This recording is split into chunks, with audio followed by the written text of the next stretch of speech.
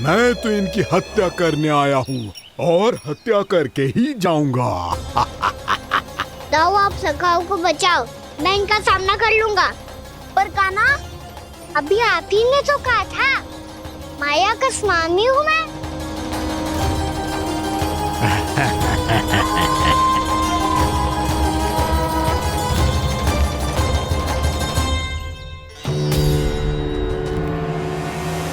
ये तो मथुरा का व्यापारी है। इसको अर्थ वो जो था वो सच में छलिया हो तो कहीं वो नंदमोहन तो ना पहुंच गो। हमें शीघ्र ही गांव जाना पड़ेगा और सबको सावधान करना पड़ेगा। चल।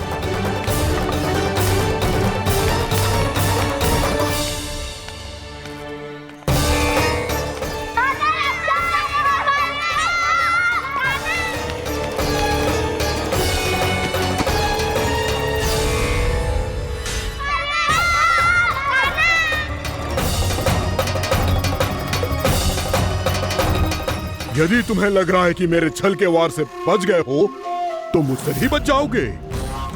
ये तुम्हारी सबसे बड़ी भूल है कृष्ण। मेरे पास बहुत सारे मायावी अस्त्र हैं जो क्षण भर में ही तुम्हें विष्णु लोक पहुंचा देंगे। तो फिर प्रतीक्षा क्यों कर रहे हो? बालक, मैं परिहास नहीं कर रहा हूँ। मुझे पता है, तभी तो कह रहा हूँ शीघ्र दिखाओ ना। मुझे तुम्हारे सारे मायावी अस्त्र देखने हैं। कैसे बालक हो तुम? मैं यहाँ खेल दिखाने नहीं आया हूँ। उस समय वैद क्यों कर रहे हो ब्रह्मासुर? जो करने आए हो वो ही करो ना। अब देखो कैसे तुम्हारे प्राण एक ही वार में इस देह का साथ छोड़कर उड़ जाएंगे। मेरी मायावी अग्नि तुम्हारे भोले भाले से इस मुख को जलाकर भस्म कर देगी।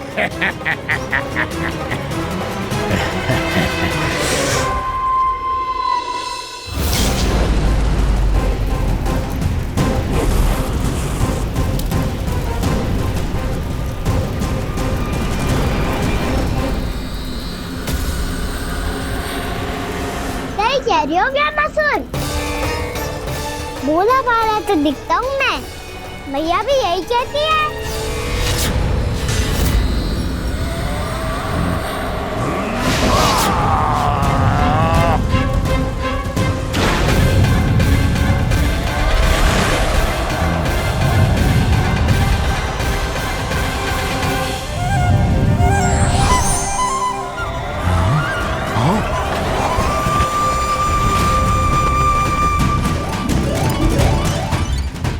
आसन का उपहार देने के लिए बहुत बहुत धन्यवाद ब्रह्मासुर। बहुत समय से खड़े खड़े थक गया था मैं।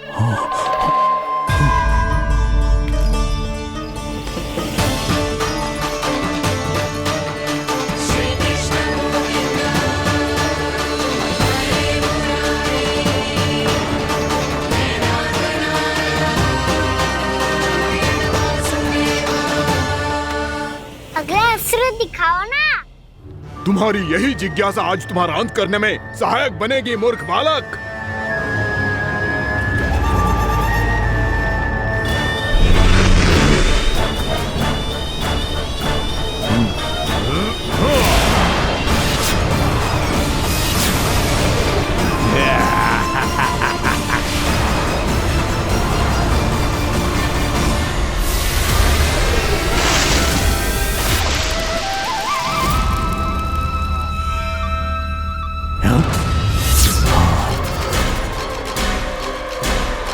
अच्छा, पर प्रक्षालन करना चाहती थे तो पहले क्यों नहीं बताया? मुस्कुराना बंद करो। तुम्हारी ये हंसी मुझे कांटों की तरह चुभ रही है। पर मैया तो कहती है कि मेरी मुस्कुराहट फूलों की तरह है।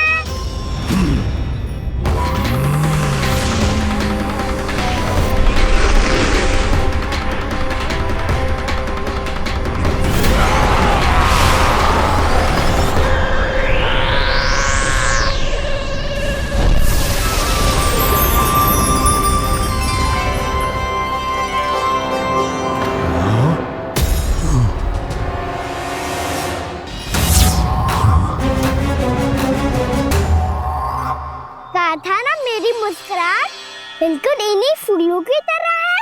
और तुम कर क्या रहे हो मामा सर? कभी आसन दे रहे हो, कभी पद प्रक्षालन कर रहे हो और अब फूल भी चढ़ा दिया है। तुम मुझ पे वार करने आए हो कि पूजा करने? तुम्हारी पूजा तो मैं अब ऐसी करूंगा कि तुम मृत्यु के बाद भी मुझे भूल नहीं पाओगे बालक।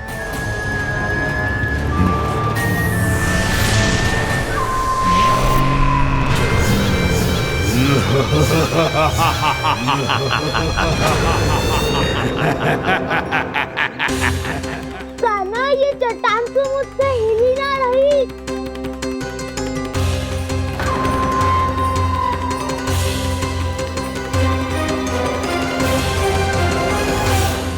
अभी कंदरा के अंदर कुछ क्षणों में ही प्राण वायु समाप्त हो जाएंगे। तुम्हारे सारे सखा एक एक कर अपने प्राण त्याग देंगे और तुम्हारा वध करूंगा मैं।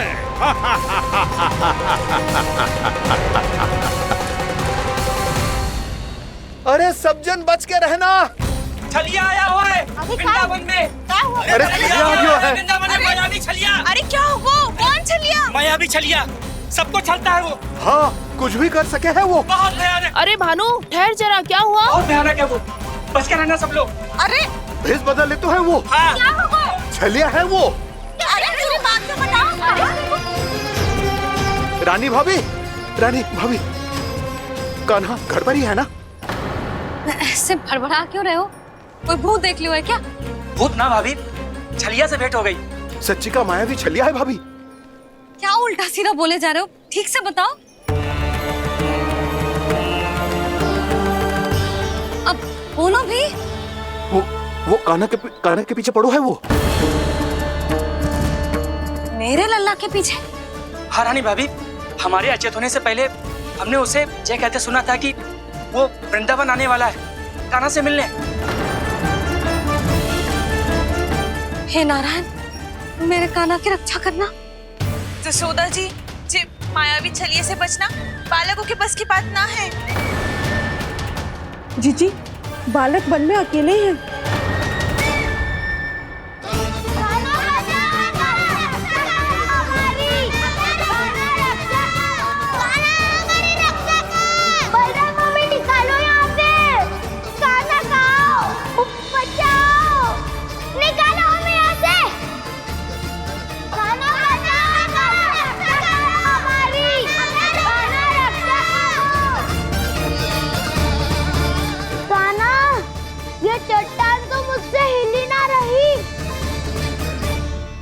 यदि मैं माया का स्वामी हूँ तो आप भी बल के स्वामी हो।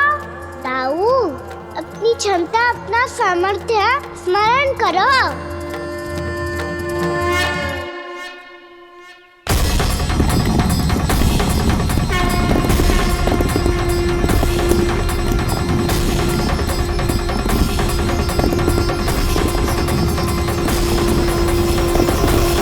इससे पहले कि वो कंदरा का द्वार खोल के तुम्हारे सखाओं को बाहर निकाले, मैं तुम्हारे प्राण ले लूंगा कृष्ण।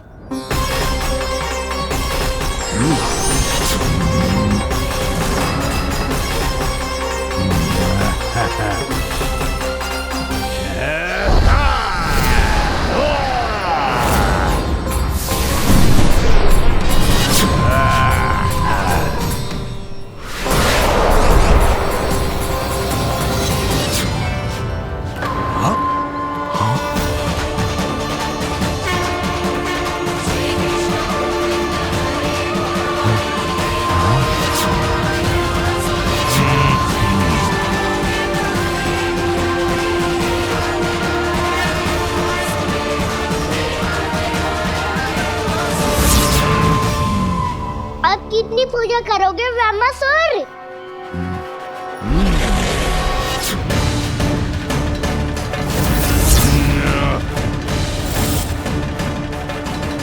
प्रभु तो खेल खिला रहे हैं इससे, और ये खेले जा रहा है विवश होकर, उनकी माया से बाध्य होकर।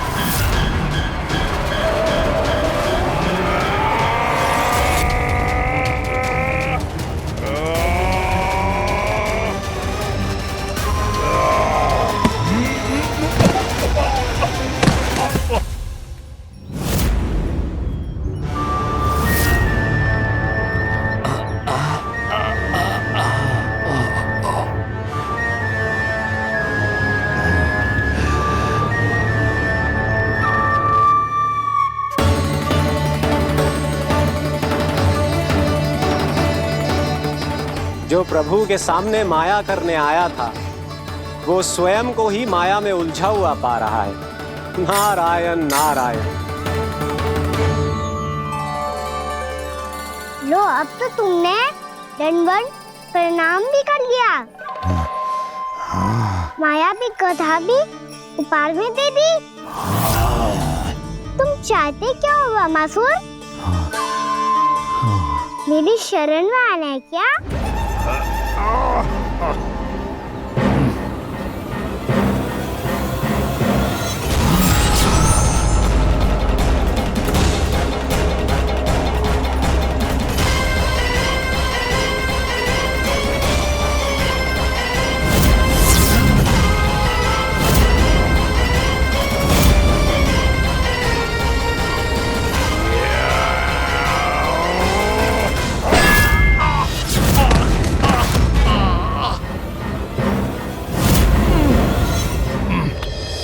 सोच विचार का समय ना है हमारे पास।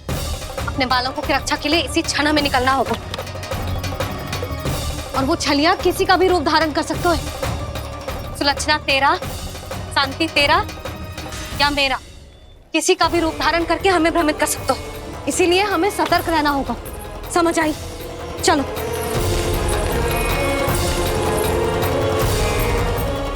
अभी भी समय है वामासुर, समय लाओ। यदि मैया आ गई तो बात गड़बड़ हो जाएगी।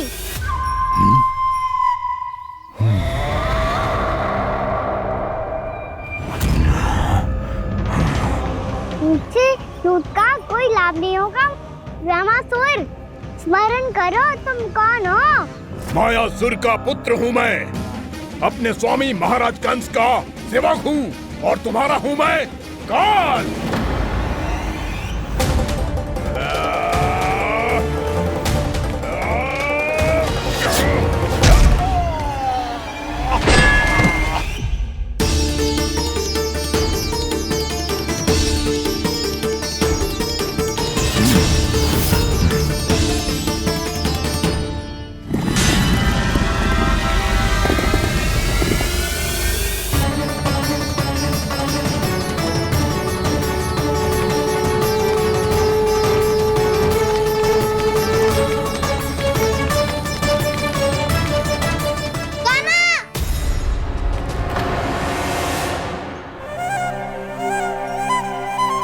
बाबा कहते हैं दुष्टों को पहले बातों से समझाना चाहिए, फिर भी ना माने तो अस्त्र ना उठाना दृढ़ता होती है।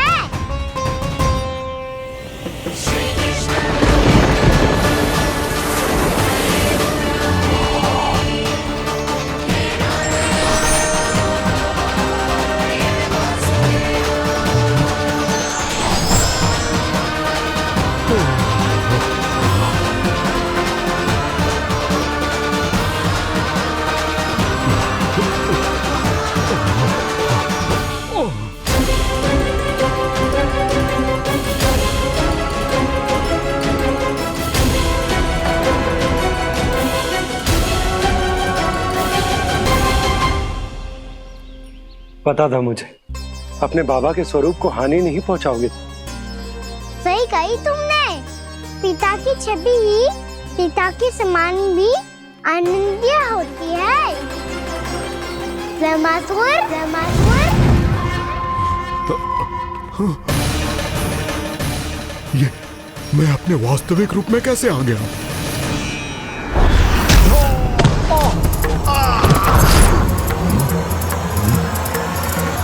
मेरे बाबा का स्वरूप नहीं लेना चाहिए था तुम्हें। मैया ने सिखाया है भूल को क्षमा किया जा सकता है, पर जानबूझ के किए गए अपराध के लिए दंड ही एकमात्र विकल्प होता है। ये बार बार अपनी मैया का नाम ले रहा है। यदि मैं वो स्वरूप लूं तो अपनी मैया पर वार नहीं कर पाएगा ये।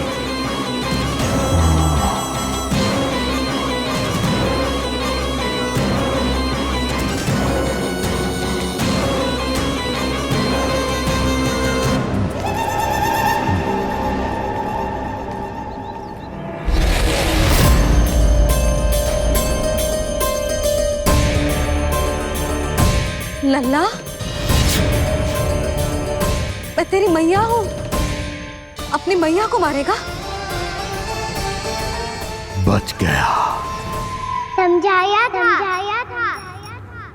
पर तुमने एक बार फिर से मूर्खता कर ही दी। इस पर तुमने पहले से भी बड़ी और पहले से भी भयंकर भूल किया वैमासुर।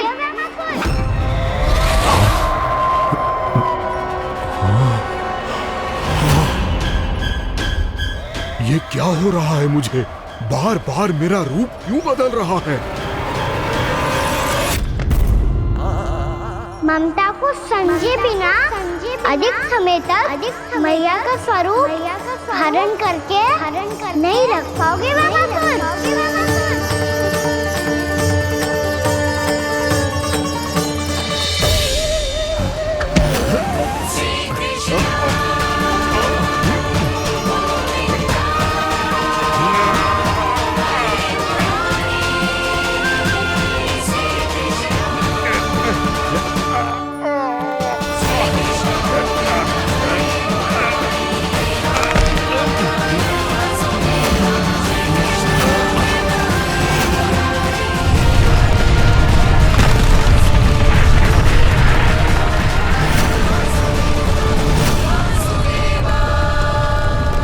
प्रभु के क्रोध से धरती भी कांपने लगी है।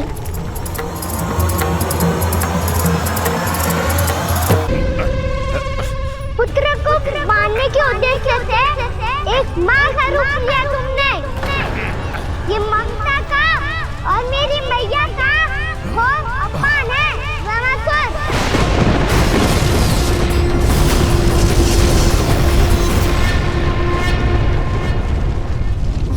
इससे पहले इस असुर के कारण निर्दोष प्राणियों का कोई अहित हो, मुझे कुछ करना होगा। यदि मैं माया का स्वामी हूँ तो आप भी बल के स्वामी हो। दाऊ, अपनी क्षमता अपना सामर्थ्य स्मरण करो।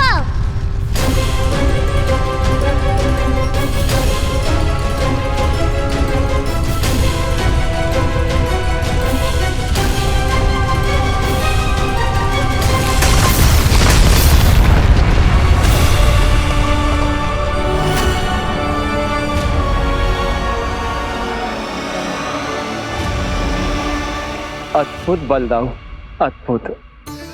अपने बल का उचित प्रयोग करके आपने प्राणियों को हानि होने से बचा लिया और ये भी सिद्ध कर दिया कि इस युग में आपसे अधिक बलवान और कोई नहीं होगा।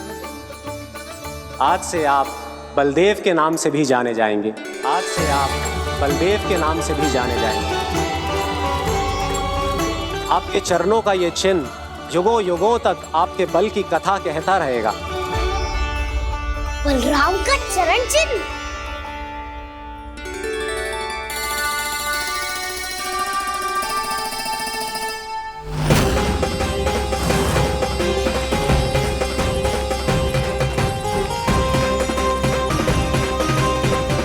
मेरी माया से आज तक कोई नहीं बच पाया है। एक बार मुझे छोड़कर देखो, फिर पता चलेगा कि मैं हूँ कौन। पहले ये तो देख लो कि मैं कौन हूँ।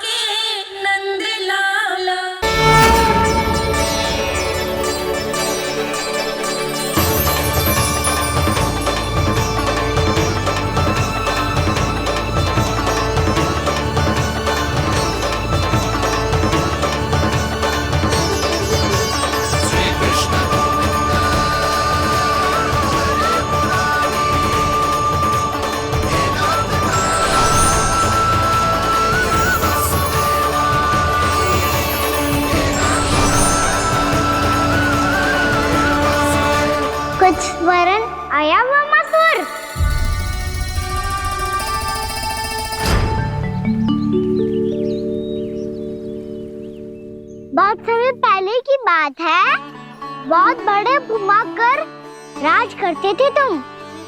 तुम्हें महान राजा भीमम के नाम से जाना जाता था। सब कुछ था तुम्हारे पास, पर शांति नहीं थी। इसीलिए शांति की खोज में अपना संपूर्ण राज अपने पुत्रों को सौंप कर मलय पर्वत की ओर चल दिए। अनेक वर्षों की तपस्या के बाद तुम्हारे तप की कीर्ति चारों ओर फैलने लगी और फिर सच्चे तपस्वी के रूप में तुम्हारी ख्याति से प्रभावित होकर महर्षि उलट तुमसे भेंट करने आए। राजा भीमरथ, आपने ईश्वर की प्राप्ति के लिए सब कुछ छोड़ दिया, पर अपना अभिमान नहीं छोड़ पाए। इसीलिए मेरे आगमन पर सम्मान के साथ खड़ा होना तो दूर, मेरा अभिवादन भी नहीं किया। अभिमान तपस्वी का गुण नहीं होता है राजन, अभिमान राक्षसी गुण है। इसलिए मैं आपको श्राप देता हूं कि आप अगले जन्म में एक राक्षस के रूप में जन्म लेंगे, एक राक्षस के रूप में जन्म लेंगे। मुझे क्षमा कर दीजिए महर्षि, मैंने जानबूझकर आपका अपमान नहीं किया है। मैं तो यहाँ पर शांति की खोज में आया था। अपने भीतर के संसार में गहरे सोच विचार में डूबा हुआ था मैं। मुझे क्षमा कर दीजिए महर्षि, मुझे क्षमा कर दीजिए। अपनी भूल का आभास प्रायश्चित की ओर पहला पग होता है। मैं अपना श्राप तो वापस नहीं ले सकता, परंतु आपको एक वचन अवश्य दे सकता हूँ। जब भी प्रभु नारायण का अवतार होगा, आपको उचित समय पे वो वरदान देंगे जिसकी आप लंबे समय से प्रतीक्षा कर रहे हैं।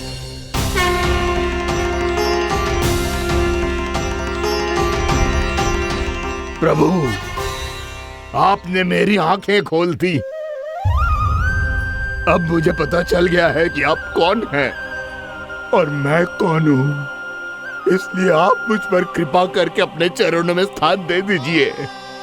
मुझे वो शांति प्रदान कीजिए जिसकी खोज में मैं वर्षों से भटक रहा हूँ। शांति तो मोक्ष में ही है, इसीलिए मैं तुम्हें मोक्ष का वरदान देता हूँ।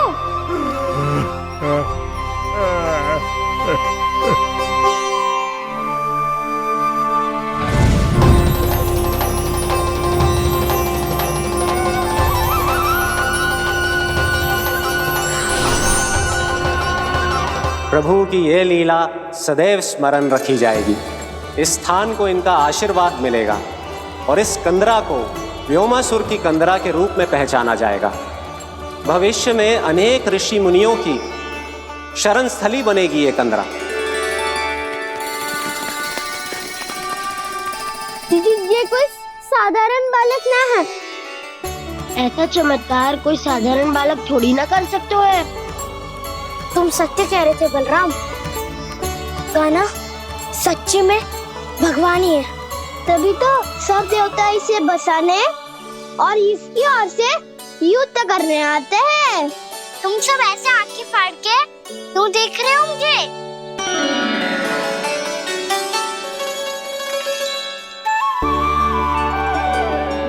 बलराम, तुम बलवान हो और कान्हा भगवान है। दूर दूर तक कोई दिखाई न दे रहा है। ना जाने किस हाल में होंगे बालक। कहीं हम ही तो मार्ग ना भटक गए शीघ्रता के चक्कर में। अब तो एक पग भी ना चलो जा रहे हो। जल, किसी के पास जल है क्या? कंठ तो मेरा भी सूख रहा है मौसी। भाभी, निकट ही जमुना जी है, कहूँ तो वहाँ से जल ले आओ। मैं भी जा रही हूँ भाभी, एक से भले दो। हाँ चल, शीघ्रता से आओ। हाँ।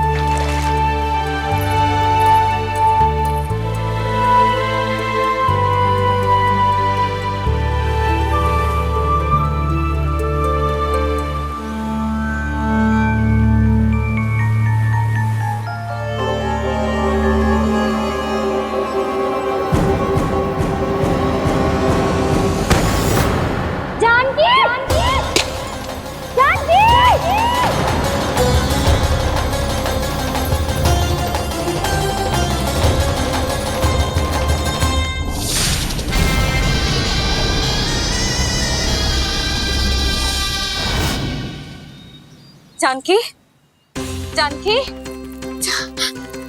क्या होगा इसे? देखो ना जी, अब छलिया की सूचना मिलते ही हम सब बालकों को ढूंढने चली गई और ढूंढते ढूंढते सबको बहुत प्यास लगी आई जी। तो जानकी जमुना जी की नदी से जल लेने गई और उसने जमुना जी का पानी पिया और उसकी जेदशा हो गई। बालक कहाँ है? वो ठीक तो है ना?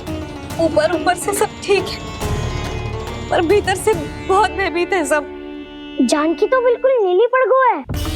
लग तो है विष फैल गया है इसको पूरे तन में। मथुरा के सर्वश्रेष्ठ विदेह जी को बुलाया गया है उसके उपचार के लिए। जैसे ही इसने जल को मुंह से लगाया, जे गिर पड़ी। चटपटाने का अवसर भी ना मिलो। हाँ वैद्य जी, और निकटी मृत पशु भी पड़े हुए थे। हाँ, मैंने भी अस्थियां देखी थी। इसका तो यही अर्थ हो सकता है कि समस्या वहाँ के जल में ही हो। वैद्य जी, आप रोगी की नाड़ी पे ध्यान दो ना। जे गोपिया क्या कह रही है उसे सुनने की आवश्यकता ना है। जब तक विष के कारण का पता नहीं चल जाता, हम उपचार कैसे कर सकते हैं रानी जी? जी, वो निकट ही यमुना जी में एक विशेष क्षेत्र है। ये सब उसी के जल की बात कर रही है। तब तो ऐसा भी हो सकता है कि किसी विषैले सर्प के काटने का प्रभाव हो। पर सर्प के काटने का चिन्ह ना है उसके तन पे। सर्प जब काटता है तब उसके दांत के चिन्ह बन जाते हैं। मुझे पता है, बड़े बड़े सर्प को काटते हुए देखो है मैंने। एक दिन अब बस कर उज्जवल, ये बड़ी बड़ी हाँकने का समय ना है। पर यदि सर्प ने ना काटा है, फिर जानकी की ये दशा किसने की? अवश्य किसी राक्षस ने की होगी। नाना, कोई विषैला पशु भी तो हो सकता है। यह अवश्य किसी महाविषैले सर्प के विष से हुआ है। सर्प ने भले ना काटा हो, लेकिन यह अवश्य ही किसी महाविषैले सर्प के विष के कारण हुआ है। कालिया नाग। कालिया नाग?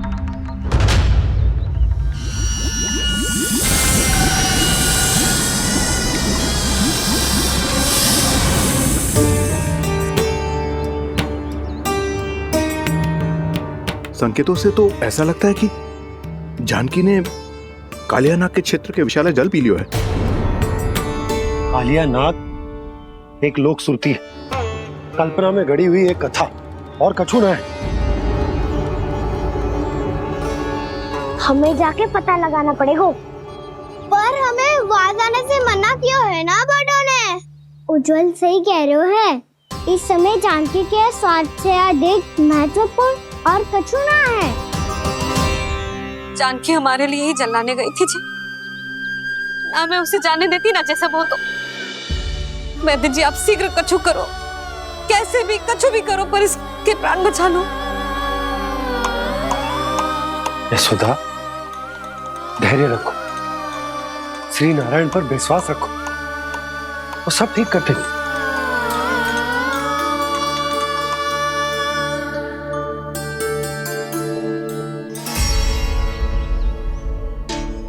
विष की काट की मेरे पास जितनी जड़ी बूटी थी, मैंने सब अर्क बना के पिला दी, पर इसकी दशा में अभी तक कोई सुधार नहीं दिख रहा है। यह अंतिम जड़ी बूटी है। अगर इससे भी चमत्कार नहीं हुआ तो फिर जो नारायण की इच्छा।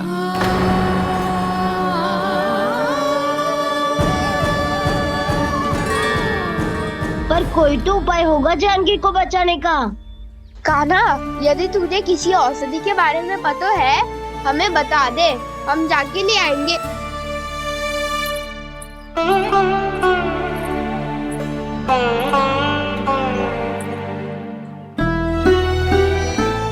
हे नारायण, हे प्रभु, मेरी जानकी के प्राण बचा ले प्रभु। या तो मैं अपने आप को कभी क्षमा न कर पाऊंगी।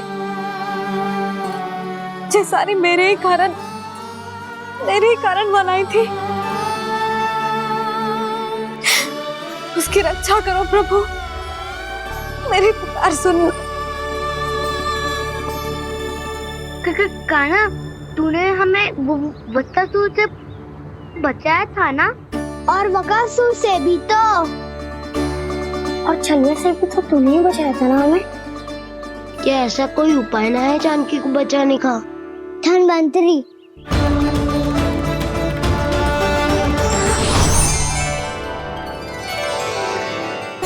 मैं आ गया हूँ प्रभु, चिंता मत कीजिए, आपके आदेश का पालन अवश्य होगा। यशोदा मैया,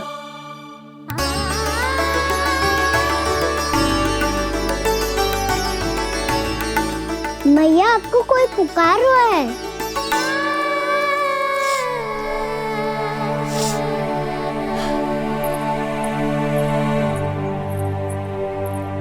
चिंता मत करो मैया, अब धन्वंतरी जी आ गए हैं, वो सब संभाल लेंगे।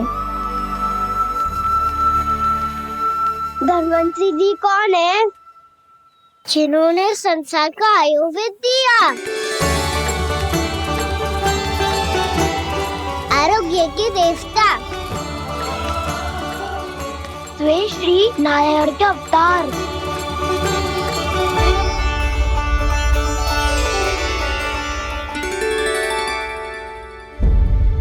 मुझे पता चला है कि आपको वेद की आवश्यकता है। हाँ हाँ, भीतर आइए। आइए आइए बैठे जी, जी रहे। मथुरा का सर्वश्रेष्ठ वैद्य अर्थात मैं यहाँ आ चुका हूँ और रोगी को जितनी औषधि की आवश्यकता थी सब दे चुका हूँ।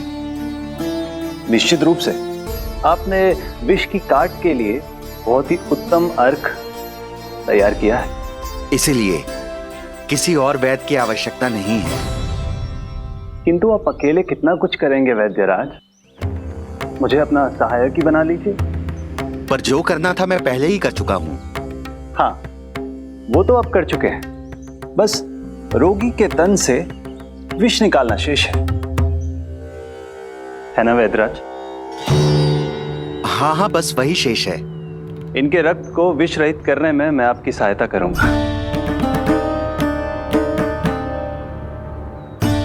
पहले ये संजीवनी मानी जाने वाली इन लाल फूलों की बूटी को भी घिसना है ना?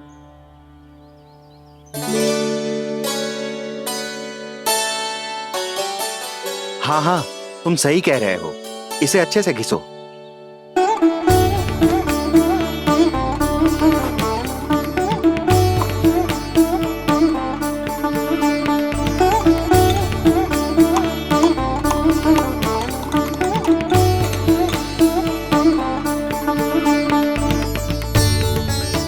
और ये नीले फूलों को भी तो मिलाना है ना?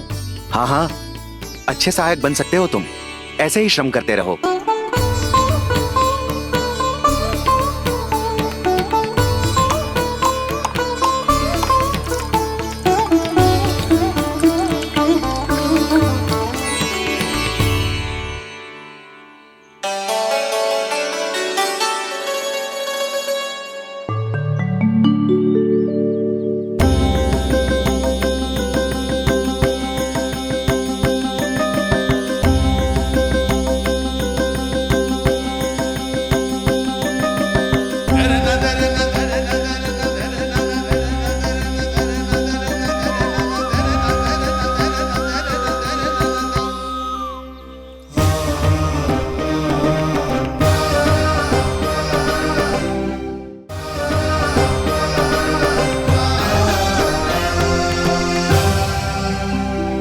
जानकी स्वस्थ तो हो जाएगी ना धन्वंतरी जी?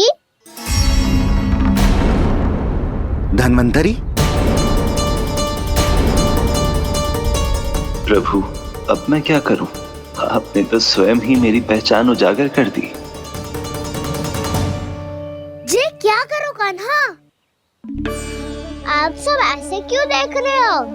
मैया कहती है ना, सभी वैद्य धन्वंतरी जी का ही रूप होते हैं। वाह कृष्णा, चतुर तो हो तुम। वैसे वास्तविक धन्वंतरी मैं हूँ, मेरा अर्थ है वास्तविक वैद्य मैं हूँ। ये तो मेरा सहायक है, मुझे पूरा विश्वास है बिल्कुल ठीक हो जाएगी। वैसे ही थोड़े ना मुझे मथुरा का सर्वश्रेष्ठ वैद्य कहते हैं लोग।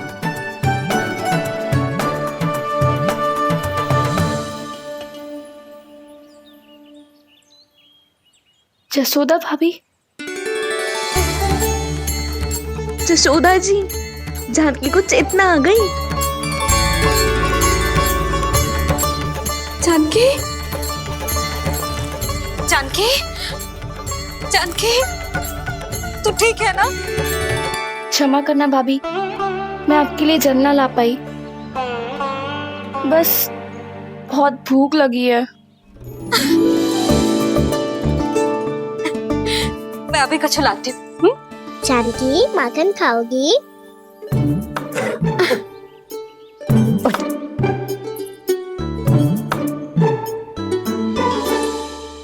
आजा, तू ही खिला दे लल्ला।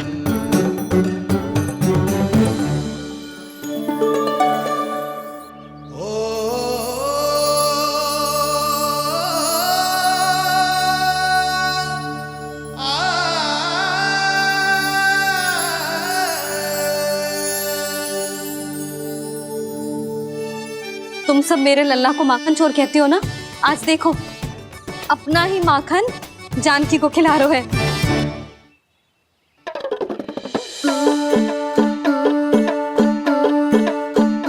थोड़ा और विश्राम कर लो। सदैव तुम हम सबकी सेवा करती हो, आज मैं तुम्हारी सेवा करूंगा।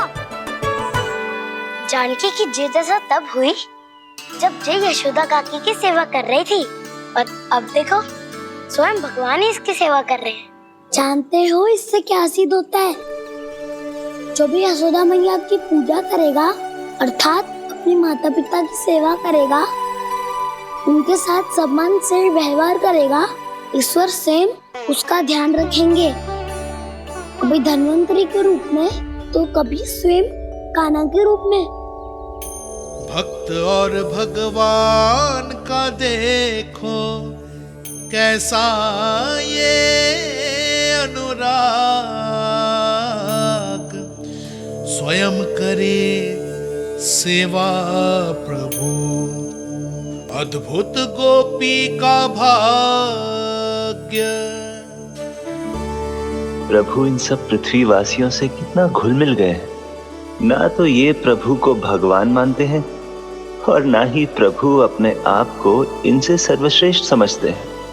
अपने आचरण से ये सिद्ध कर रहे हैं कि ये सभी में हैं और सभी इनका ही अंश है।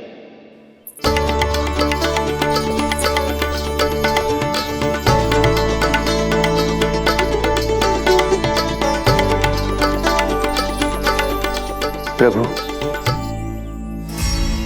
अब मुझे जाने की आज्ञा दीजिए।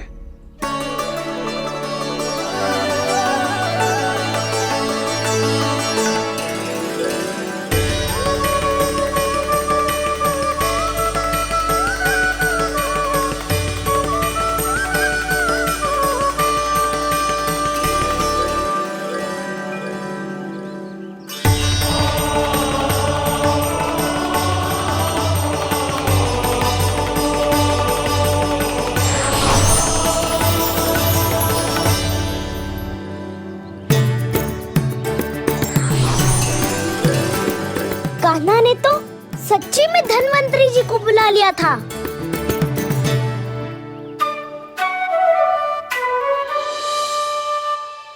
जब से कान्हा का जन्म हुआ है ना, मैं तब से देख रही हूँ, तब से हम पे कोई भी संकट आती है ना, तो अचानक से कोई अपरिचित हमारी सहायता करने आ जाता है, और जाते समय कान्हा की आज्ञा लेके जाते है, और कभी कभी तो इसे प्रभु बोल के जाते है। बाबा संभालो।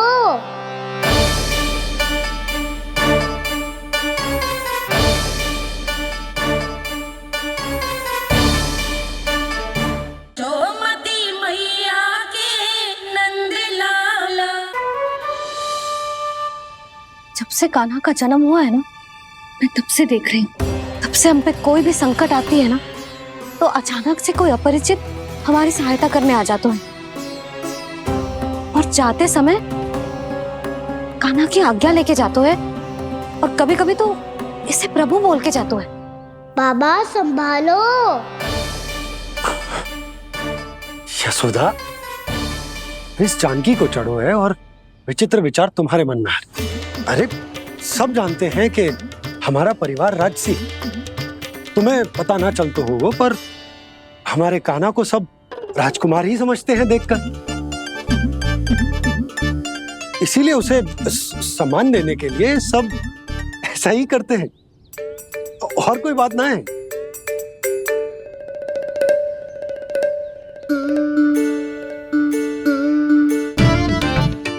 अब जे मेरे लल्ला को ऐसे क्यों घूर रहे हैं? बुरी दृष्टि लगाएंगे क्या? वैद्यराज जी, आपके सहायक तो गए, अब आप यहाँ क्यों? वो क्या है ना, मैं अपने रोगी का निरीक्षण करके पूरी तरह से संतुष्ट होकर ही जाता हूँ।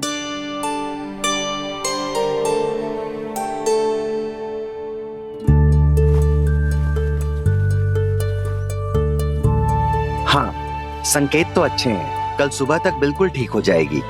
धन्यवाद वैद्य जी।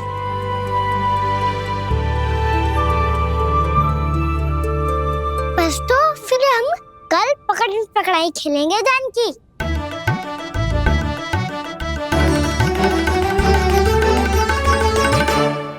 भानु, बंसी, जाकर उस क्षेत्र के चारों ओर बाड़ बनवा दो और वहां सूचना पट्ट भी लगा देना, ताकि जानकी के साथ जो हुआ है वो किसी और के साथ ना हो। शीघ्र जाओ। जी ठीक।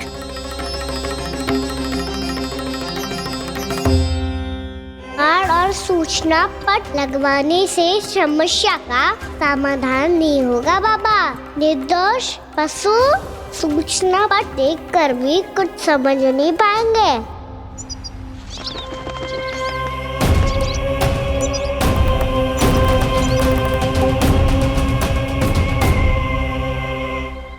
तो तुम्हारे कहने का अर्थ यह है कि व्योमासुर मारा जा चुका है और वो बालक अब भी जीवित है।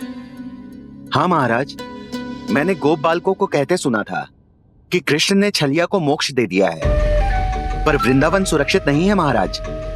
वो एक बहुत बड़ी समस्या से जूझ रहे हैं। कैसी समस्या? गांव के निकट क्षेत्र में किसी विषैले सर्प का निवास है। उसके विष का प्रभाव इतना भयानक है महाराज, जैसे विष ना हो, स्वयं हलाहल हो।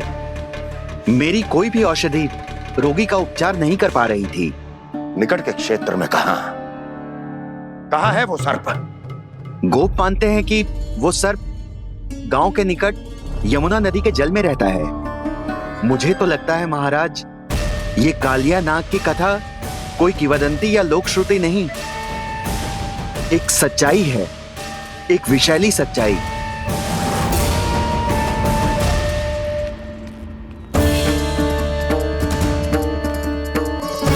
कालिया का सामना करने का समय आ गया है, पर उससे पहले मुझे बुलाना होगा उन्हें।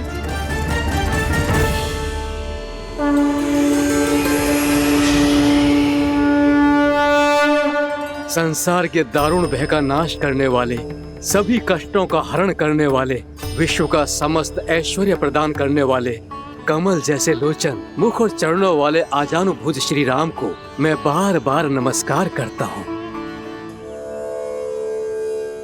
आपदामपहर्तारं दातारं सर्व संपदाम लोकाभिरामं श्री रामम भूयो भूयो नमाम्यहम्।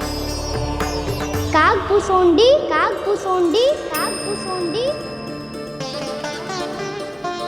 प्रभु क्षमा करें, मुझे जाना होगा।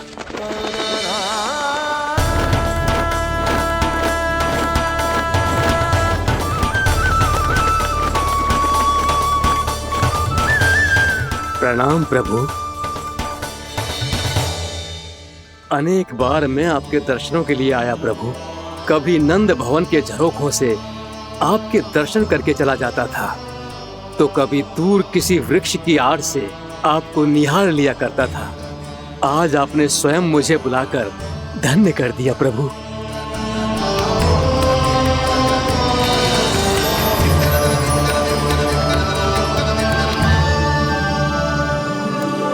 मैंने आपको यहाँ एक विशेष कारण से बुलाया है। आग के श्राप से इस कालिया नाग को मुक्त करने का समय आ गया है। ये तो बहुत ही उत्तम समाचार है प्रभु। इतने वर्ष बीत गए, मुझे आज भी स्मरण है वो दिन जब मैंने उन्हें श्राप दिया था। अपने क्रोध पर नियंत्रण खोकर बहुत बड़ी भूल कर दी थी मैंने प्रभु। बीती हुई घटनाओं पर दुखी होके कोई लाभ नहीं है। हमें भविष्य की ओर देखना होगा।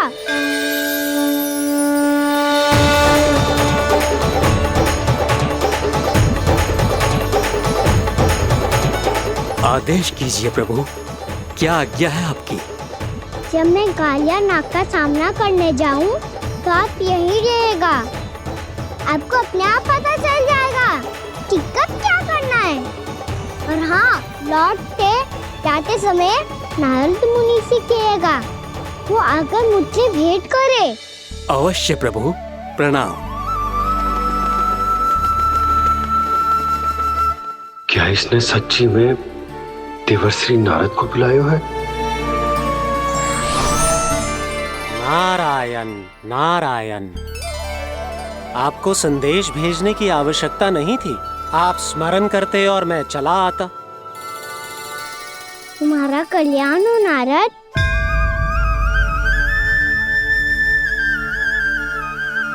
मैंने तुम्हें एक विशेष कार्य के लिए बुलाया है। आज्ञा दीजिए प्रभु। तुम्हें एक बार फिर कंस से भेंट करनी होगी। विचार कीजिए महाराज, क्या आप बिना किसी शंका के कह सकते हैं कि कौन सी पंखुड़ी पहली है और कौन सी 8वीं? उस दुष्ट से भेंट करना स्वयं कीचड़ में उतरने के समान है प्रभु। कमल पुष्प प्राप्त करना हो तो कीचड़ में उतरना पड़ता है नारद। आपका आदेश तो मैं स्वप्न में भी नहीं टाल सकता प्रभु। कंस कालिया नाग के बारे में जान गया है, पर वो उसका सामना करने का साहस नहीं कर पाएगा। मैं आतुर हूँ प्राप्ति, मूर्ख नहीं। मेरी बुद्धि फिर नहीं गई है। मैं स्वयं उस कालिया जैसे महाविषैले सर्प के सामने खड़ा हो जाऊं और अपने ही काल को आमंत्रित कर लूं। तो फिर अपने लाभ के लिए उसका प्रयोग करने का कोई और उपाय सोचिए स्वामी। कुछ ऐसा कीजिए कि यमुना नदी का पूरा जल विषैला हो जाए और वृंदावन वासी उसका उपयोग करे, और आपका काल कहलाने वाला वो बालक स्वयं काल के गाल में चला जाए। उत्तम उत्तम सुझाव है प्राप्ति। अब मुझे उस कालिया तक पहुंचने का मार्ग ढूंढना होगा। उसको विवश करने का कोई उपाय ढूंढना होगा, क्योंकि व्यक्तिगत रूप से उससे भेंट करना असंभव है। असंभव। आप सही कह रहे हैं प्रभु। कंस में उतना सामर्थ्य नहीं कि वो कालिया नाग का सामना स्वयं कर सके। वैसे तो कालिया गरुड़ देव का भी सम्मान नहीं करता, तो फिर वो कंस का सम्मान क्यों करेगा भला? नहीं करेगा, पर कंस तुम्हारा सम्मान अवश्य करेगा नारद। तुम्हारी बातें भी सुनेगा और मानेगा भी। ये मेरी योजना का बहुत ही महत्वपूर्ण भाग है। तुम कंस के पास जाओ और कहो कि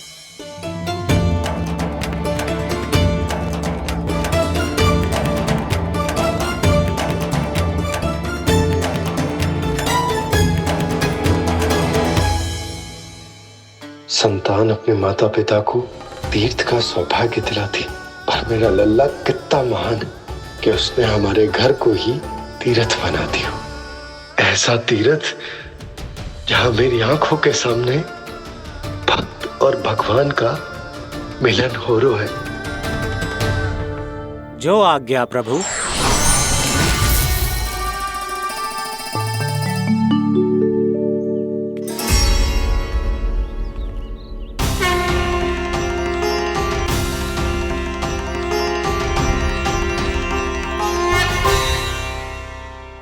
बाबा, कान्हा, ये सब क्या चल रहा है? पहले काक भुसुंडी जी और फिर जे नारद जी। क्या योजना बना रहे हो तुम? कान्हा, बताना लल्ला, क्या सोच रहे तू? कान्हा देख, अगर तुझे अपने बाबा को ना बताना हो ना, तो अपने भक्त को बता दे। क्या सोच रहे हो लल्ला? क्या करने वाले हो आप?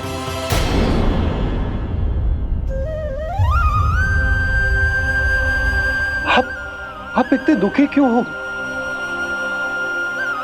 कान्हा, कान्हा, क्या होगा? क्योंकि मुझे आभास हो गया है बाबा, समय आने वाला है। कौन सा समय आने वाला है लल्ला? शीघ्र सब कुछ बदलने वाला है। भैया को मेरा सत्य पता चल जाएगा बाबा।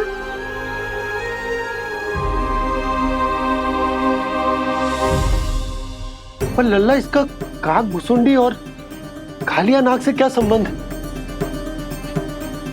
ऐसा क्या हुआ था और क्या होने वाला है?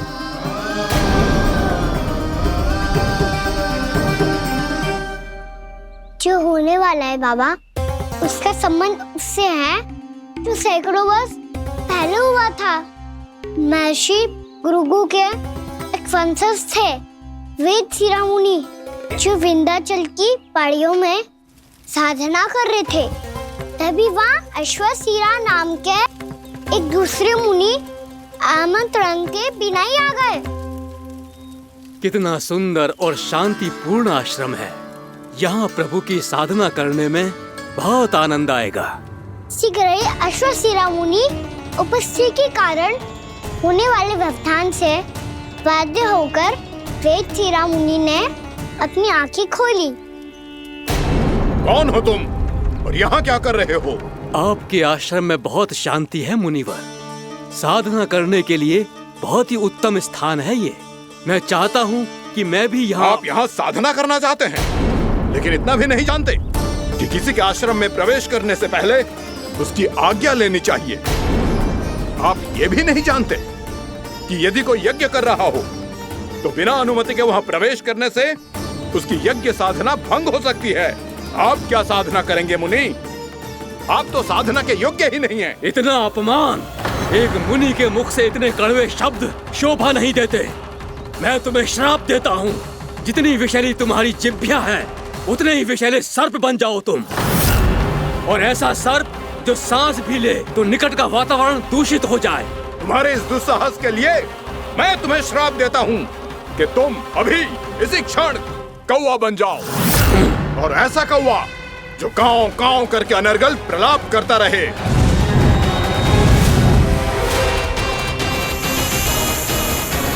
ये मैंने क्या किया? ये मैंने क्या किया? क्रोध के कारण दोनों ने एक दूसरे को श्राप दे दिया। पर दोनों ही मेरे भक्त थे, और भगवान होकर मैं अपने भक्तों को इतनी कठिनाई में कैसे देख सकता था। इसीलिए जिस संकट में उन दोनों ने अपने आप को फंसा लिया था, उसका समाधान करने में मैं उनके पास गया। देखिए ना प्रभु, ये क्या हो गया हमसे? हमारी रक्षा कीजिए प्रभु, मार्ग दिखाइए हमें। क्रोध पर नियंत्रण ना होने के कारण आप दोनों ने एक दूसरे को बहुत ही भीषण संकट में डाल दिया है। अब दोनों ही तपस्वी, तप के बल से दिए गए आपके श्राप को लौटाना भी संभव नहीं है। प्रभु, कोई तो उपाय होगा, हम आपके शरण में हैं प्रभु। अपराध तो हमसे हुआ है प्रभु, पर अब आपसे ही आशा है। कुछ ऐसा कीजिए भक्त वत्सल, जिससे हम दोनों के श्राप का प्रभाव कुछ कम हो जाए। आप दोनों ही मेरे भक्त हैं, इसलिए आपकी पीड़ा का निवारण करने का एक उपाय है मेरे पास।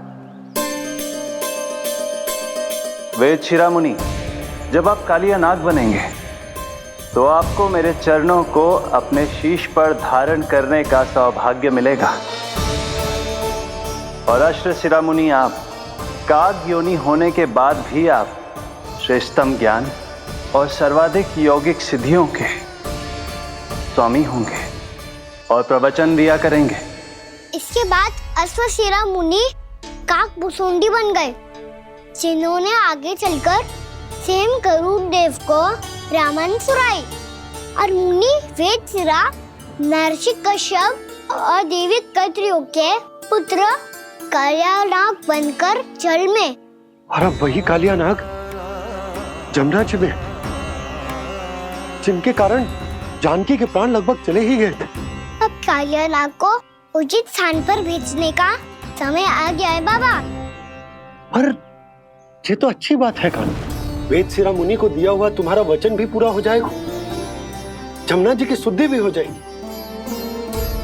इस सब के बाद भी तुम दुखी क्यों हो?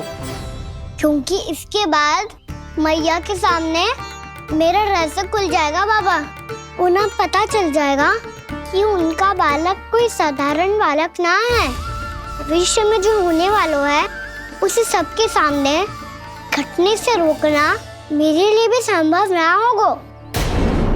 मैया को सब पता चल जाएगा। क्या पता चल जाएगा रे मुझे?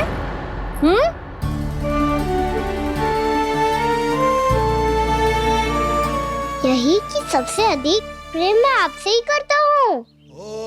अब बस भी कर, चलो भोजन के लिए बुलाने आई थी तुम दोनों को।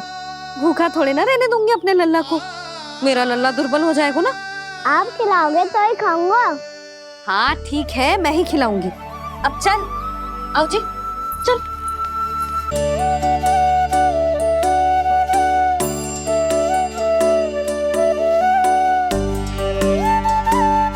मैया खेलो ना मेरे साथ।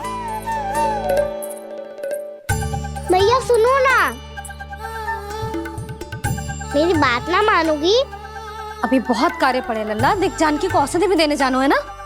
औषधि मैं दे दूंगा, फिर तो खेलोगी ना आप मेरे साथ।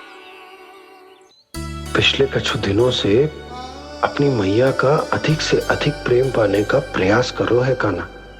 इसका तो एक ही अर्थ हो सकता है कि कछु बहुत बड़ो होने वाला है। कान्हा रुक जा लल्ला। कान्हा क्यों तंग कर रहा है? मैया को पहन लेना। कान्हा, कान्हा,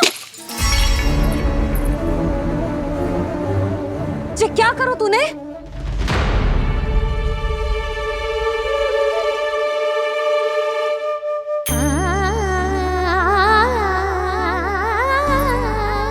अच्छा ठीक है, अब मुंह लटकाने की आवश्यकता ना है।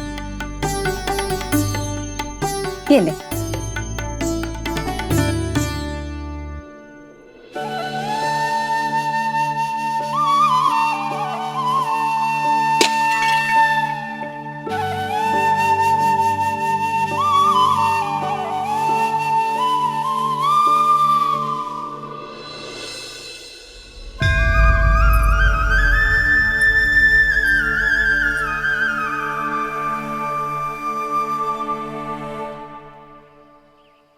तंग करे मैया को खिजाए, खेले रूठे मनाए,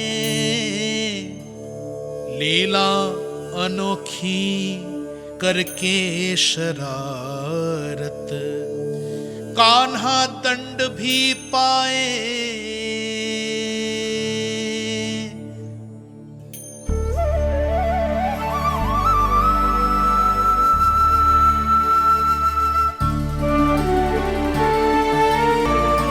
रूठना मनाना, खेलना खिलाना, पहले शरारत करके क्रोध दिलाना और फिर क्षमा मांग लेना, ये सब जानबूझकर कर रहे है कान्हा। जैसे जीवन भर के लिए अपनी मैया की ममता को अपने हृदय में समेट कर रखना चाहते हो। कैसे कैसे करूं उस कालिया से मित्रता, कैसे करूं उसका उपयोग?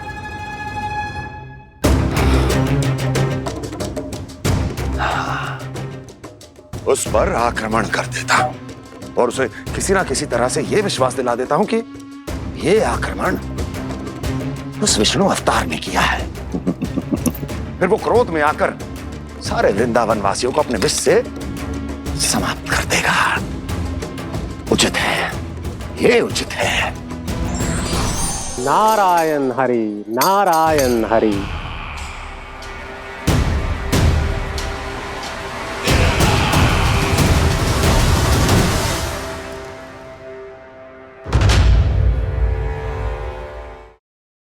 यशोमती मैया के नंद लाला।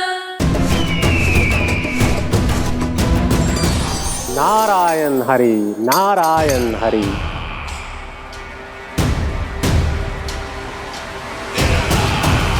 प्रणाम देवर्षि। किस योजना में कितना लाभ है और कितनी हानि, यह आंकलन करते करते थक गए होंगे मथुरा नरेश।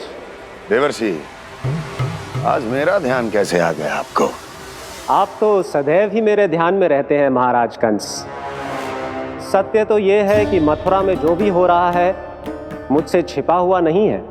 मैं जानता हूं कि आप किसी भी असुर को वृंदावन क्यों ना भेजें, और वो असुर कितना भी शक्तिशाली क्यों ना हो, कृष्ण का सामना नहीं कर पाता।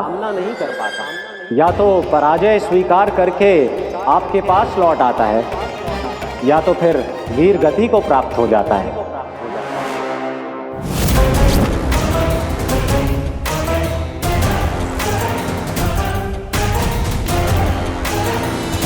वाह, मुझे मेरी असफलताएं स्मरण कराने आए हैं, मेरे घाव को खुरेदने आए हैं, उन पे नमक छिड़कने आए हैं। मित्र को शत्रु समझने की भूल मत कीजिए महाराज कंस। मैं तो आपकी सहायता करने आया हूं। हाँ, और मेरी सहायता। कृष्ण विष्णु अवतार है, आप विष्णु के भक्त हैं। मैं हूं विष्णु द्रोही, फिर भी तो आपके आराध्य को हानि पहुंचाना चाहता है, उसकी सहायता करना चाहते हैं आप। क्या आप निश्चित रूप से कह सकते हैं कि आप ब्रह्मांड के सभी नियमों को अच्छी तरह समझते हैं? अवश्य। आपके लिए बस इतना ही जानना पर्याप्त होगा कि मैं जो कुछ भी कर रहा हूं उसके लिए मेरे व्यक्तिगत कारण हैं। मैं तो बस आपके हित में पिछली बार की तरह एक सुझाव लेके आया था, पर यदि आप मेरा सुझाव सुनना भी नहीं चाहते तो आपकी इच्छा। नारायण हरि, नारायण हरि। कारण चाहे जो हो, इनके पिछले सुझाव के कारण ही आज मेरे शत्रुओं की संख्या कम है।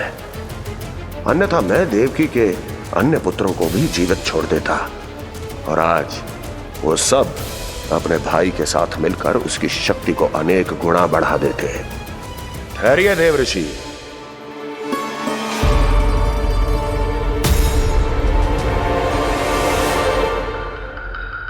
बताइए, क्या सुझाव है आपके पास? मेरे सुझाव का नाम है कालिया नाग।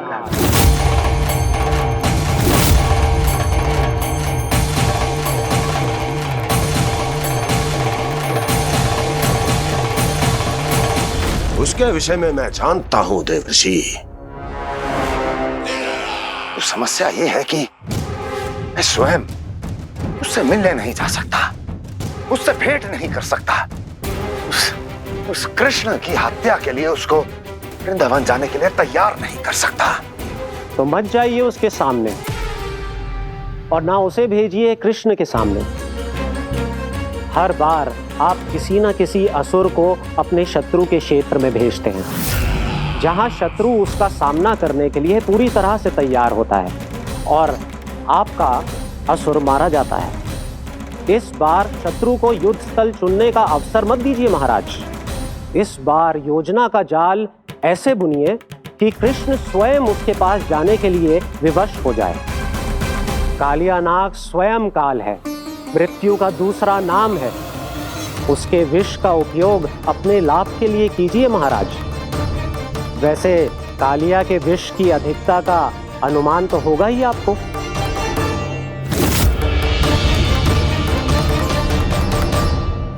एक बार जो उसके क्षेत्र में पहुंच गया, फिर उसके विष से बचना असंभव है। उचित सुझाव है देवर्षि, उचित सुझाव है।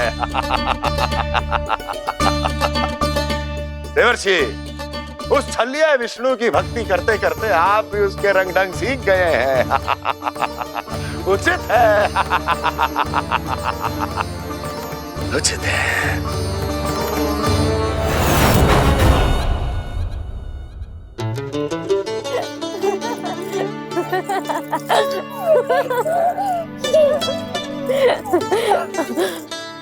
बस बस, बहुत आनंद ले लियो लल्ला। बस अब दूध पी ले। ठहर ठहर, गर्म है। जी ले पी।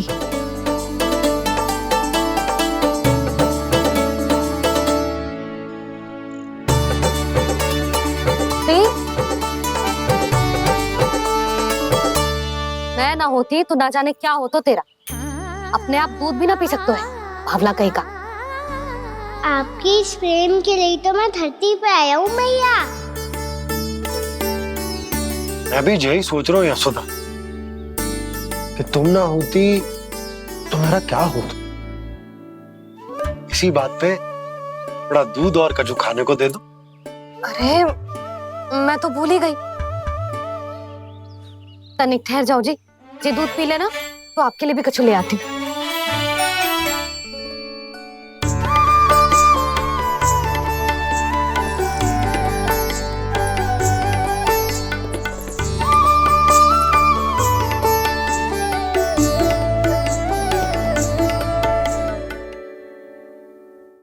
प्रणाम महाराज। आपकी आज्ञा के अनुसार बिल्कुल वैसा ही पत्र तैयार किया है जैसा आप चाहते थे।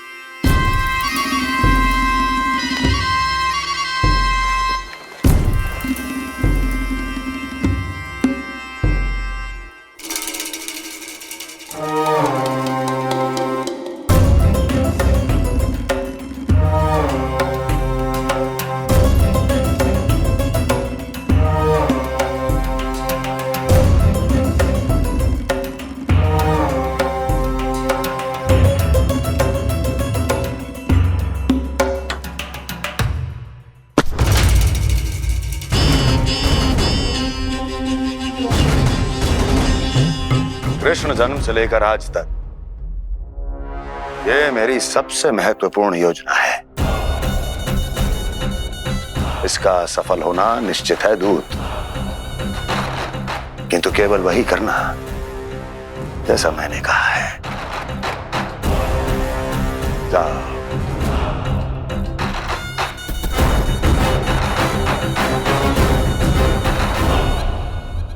कान्हा,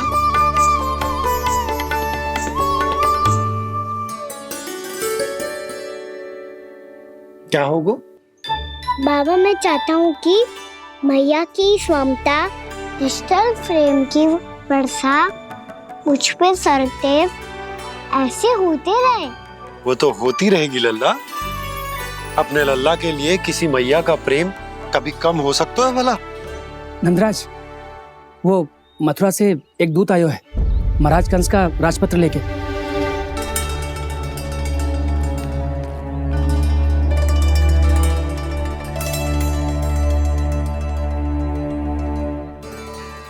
कान्हा अब क्या करने वाला है?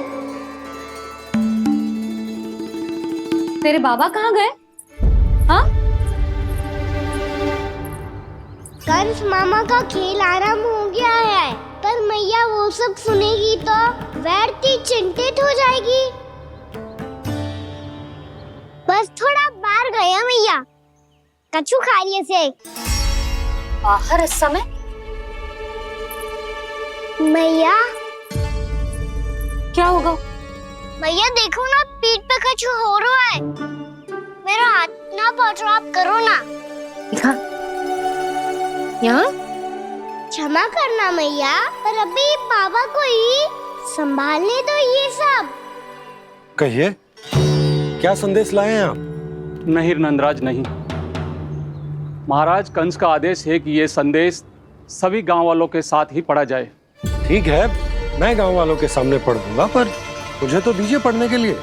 महाराज की आज्ञा का पालन करना आपके लिए भी आवश्यक है नंदराज। सभी गांव वासियों की सभा बुलाइए। बंसी, सभी गांव वालों की सभा बुलाओ। राजपत्र में ऐसा क्या संदेश भेजो है कंस ने? अब मेरे पत्र को पढ़कर सब भौचक के रह जाएंगे।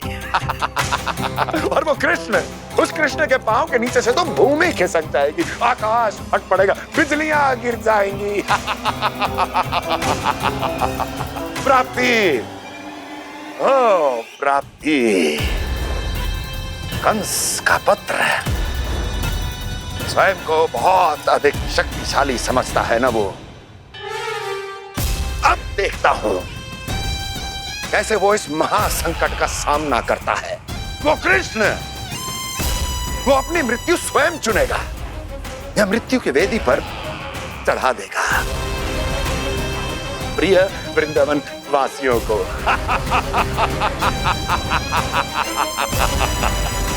अब आएगा आनंद प्राप्ति, अब आएगा आनंद। सबको इकट्ठा करवा के ही पढ़वाएगो। अवश्य ही कोई विशेष संदेश दिया होगा कंस ने। मैं भी यही सोच रही हूँ सुलक्षणा जी, कछु ना कछु तो विशेष है, पर जे हो क्या सकता है? हाँ, बात तो सही है। ऐसा क्या हो सकता है? सभी गांव वासियों के सामने कहा जाए, कछु तो विशेष अवश्य लग रहे हैं। बाहर तक कोलाहल क्यों हो रहा है? मैया, मैया, अब क्या होगा? मैया देखो ना, सर पे कछु हो रहा है। लल्ला, नारायण ने तुझे हाथ दिए हैं ना? पीठ की बात अन्य थी। अपने सिर की सेवा स्वयं कर। सर पे तो हाथ पहुंच रहा है ना?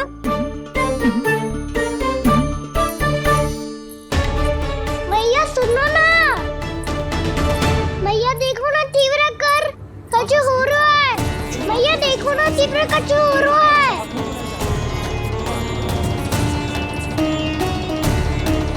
सब लोग आ चुके हैं, अपना संदेश सुनाइए आप। गोपराज नंद और सभी वृंदावन वासियों को सूचित किया जाता है कि मथुरा अधिपति और आप सभी के महाराज कंस ने कल सुबह भव्य पूजा का आयोजन किया है। इसके लिए राज्य को वृंदावन के क्षेत्र के निकट यमुना नदी के मध्य में खिलने वाले 1 कोटि कमल के पुष्पों की आवश्यकता है। इसीलिए आप सभी को यह आदेश दिया जाता है कि ये सभी कमल के पुष्प प्रथम पहर से पहले राजसभा में पहुंचा दिए जाए। वो भी प्रथम पहर से पहले कैसे हो सकते हैं? यदि आप ऐसा करने में असफल रहे तो इसे राज आज्ञा का उल्लंघन माना जाएगा और राजद्रोह के आरोप में आप सभी को कड़े से कड़ा दंड दिया जाएगा। स्मरण रहे, यदि कल की पूजा में इन 1 कोटि कमल के पुष्पों का ना पहुंचने के कारण कोई व्यवधान आया तो समस्त वृंदावन वासियों को दोषी माना जाएगा और पूरे गांव को निवासियों सहित धूल में मिला दिया जाएगा। कल प्रथम पहर तक का ही समय है आप सबके पास।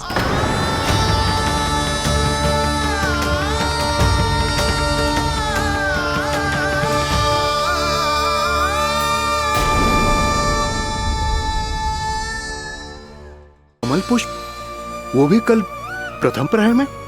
ऐसे कैसे संभव है? और कोई साधारण पुष्प ना, यमुना नदी के मध्य खिलने वाले विशेष कमल के फूल चाहिए उन्हें। लेकिन यमुना नदी में तो कालिया नाग ने विष घोल के रखा है, तो फिर कैसे हो पाएगा? यह संभव है। हमारी मृत्यु का संदेश भेजा राजा कंस ने। सदैव की भांति इस समस्या पर भी गांव के बड़े ही विचार करेंगे। बालकों का यहाँ होना उचित ना है।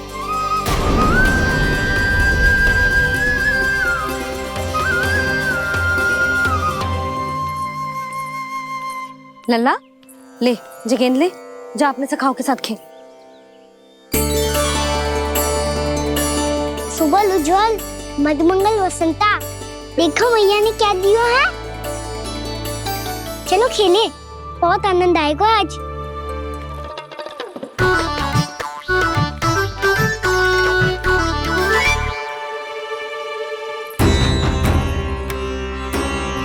भानु, बंसी, जाओ और शीघ्र ही वो घेरे का कार्य समाप्त करो।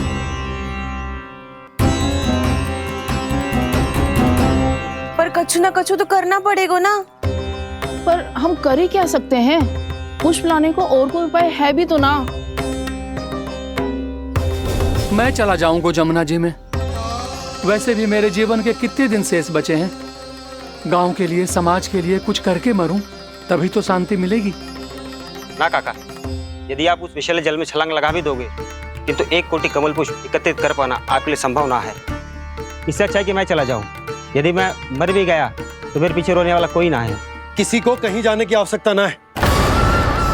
गोप नरेश होने के नाते ये मेरा कर्तव्य है कि मैं आप सबकी रक्षा करूं। नंदराज, आपको जाना है तो जाओ।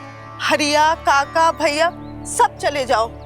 लेकिन आपको पता है वहाँ का जल कितना विषैला है। आप लोग एक क्षण भी जीवित नहीं रह पाओगे। फिर कैसे इकट्ठा करेंगे 1 कोटि कमल पुष्प? आप बात तो सही कह रही हैं शांति। उस दुष्ट कंस ने ऐसी मांग रख के हम सबको फंसा दिया। हम में से कोई भी क्यों ना चला जाए और इस संकट का समाधान ना निकले को। कान्हा, बताना कौन सा खेल खेलें? गेंद पकड़ खेलते हैं। पर एक बात सुन लो सब, कोई भी तीव्र गति से ना फेंकेगा गेंद को। भैया ने फ्रेम बनाई है मेरे लिए। सब तैयार हो?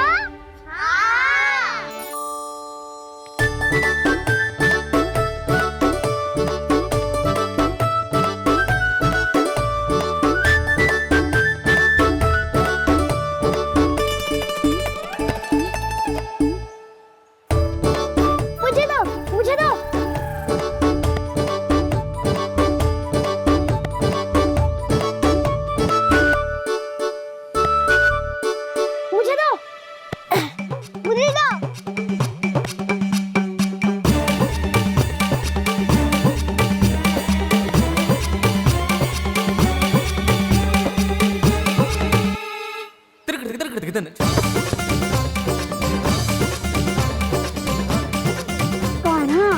इतनी धीरे से फेंकेगो तो कैसे आनंद आएगो? थोड़ा बल लगा के फेंक। हाँ कान्हा, हम अभी बड़े हो गए हैं, तू अब भी छोटे बालकों की तरह फेंक रहे है।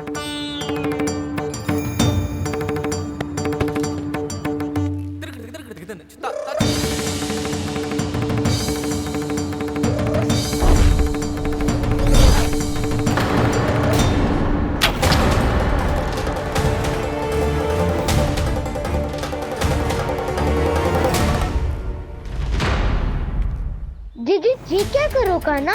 गेंद तो डूब गई।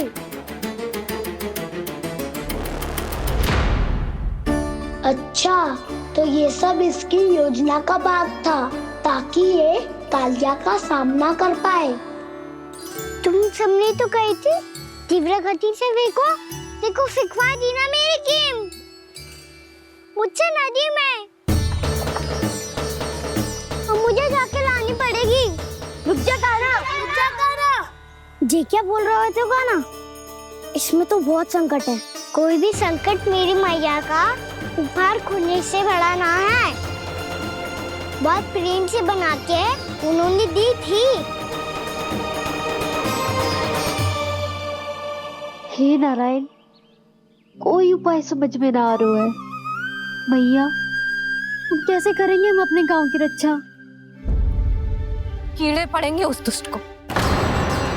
यदि उसके कारण किसी के प्राण चले गए तो कौन सा फल मिलेगा उसे इस पूजा का? तुम सही कह रही हो यशोद। हमारे पास कोई और दूसरा विकल्प भी तो ना है। यदि हमने मथुरा की राज आज्ञा का पालन ना किया तो इसका दुष्परिणाम पूरे गांव को भुगतना पड़ेगा।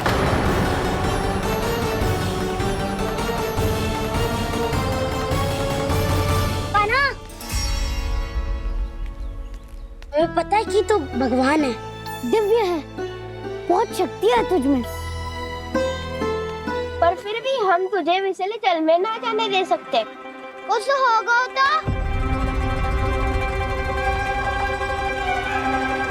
तुम सब इतनी हट कर रहे हो तो ठीक है, ना जाऊंगा।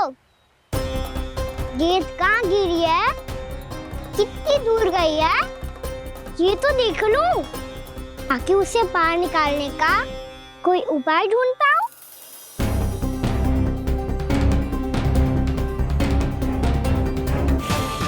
हाँ।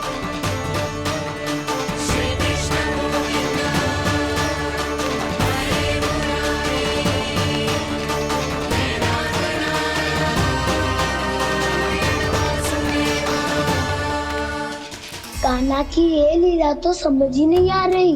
पहले इसने देवश्री नारद को मथुरा जाकर कंस को भड़काने के लिए कहा, फिर स्वयं ही दुखी भी हो गया कि अब इसका रहस्य सबके सामने खुल जाएगा।